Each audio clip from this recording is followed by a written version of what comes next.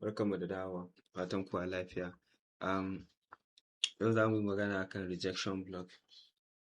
Rejection block dai formation ne na three candle. First candle, second candle, third candle. Wannan second candle ɗin dole sai ya kasance yana da long wick at the bottom ko kuma at the top. Me nake nufi da long wick at the bottom ko kuma at the top shine wannan candle ɗin da let's say market ta creating candle kamar haka, mun samu candle na farko sai ta creating wannan candle ɗin sai kuma mu creating ɗin wannan candle ɗin. To wannan candle ɗin na biyu da market za ta yi creating sai ya kasance yana da wick, yana da wannan jelar wick kenan dogo, to wannan shi ne ake kira da rejection block. Wannan shi ake kira da rejection block. Kamar yadda muka duba nan gurin za mu ga muna da wannan candle ɗin 1, 2, 3. Wannan candle ɗin da ya fito da wannan shi ne ake kira da rejection block.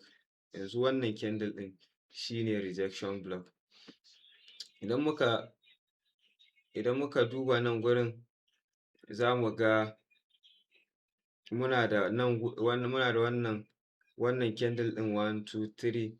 Wannan candle ɗin da yake da dogon wick, ko da yake wannan ba clear ba ne sosai, amma idan muka jawo chart kamar haka za mu ga muna da formation na wannan candle ɗin 1, 2, 3. So wannan candle ɗin da yake da wannan dogon wick ɗin shi ake kira da rejection block. Wannan shi ake kira da rejection block. Za ku ga yadda market take respecting wannan rejection block ɗin, a zo rejection block sannan market ta je higher. So waɗannan su ne bullish rejection block. Idan muka duba nan ma za mu ga muna da wani rejection block again, ga wani nan sannan ga wani nan a nan gurin, wannan shi ne rejection block. So ga wani guri nan muna da wannan candle ɗin da yake da dogon wick haka, wannan candle ɗin bai kai shi ba, wannan da ya fito da dogon wick, wannan shi ake kira da rejection block. Idan muka duba nan gurin bearish rejection block kenan. Idan kuka duba za ku ga da market ɗin ta zo wurin rejection block ɗin sai da ta yi ƙasa kafin ta sake tasowa. So ga wani guri nan shi ma muna da wannan a matsayin rejection block. So idan muka ci gaba da duba chart za mu ga rejection block kala-kala.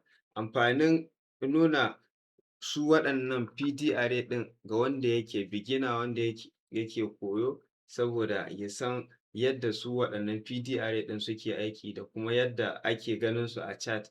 Sannan idan market ta yi creating wannan PDRA ɗin ya san menene ake nufi da wannan. Wannan shi ne. Alright, na gode, sai mun haɗu a darasi na gaba.